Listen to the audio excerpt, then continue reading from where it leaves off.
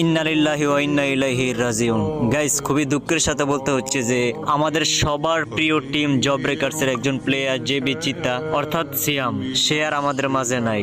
আসলে কথাটা শুনলে জানি কিরকম লাগে যে আমাদের মাঝে কিছুদিন আগে টুর্নামেন্ট খেলছিল, সেই মানুষটা এখন আমাদের মাঝে নাই। আল্লাহ তাকে জান্নাত নসিব করুক। আসলে গাইস, তার সমস্যা ছিল, তার ফুসফুসে পানি জমে গেছিল আর কিছুদিন আগে অপারেশনও হয়েছিল।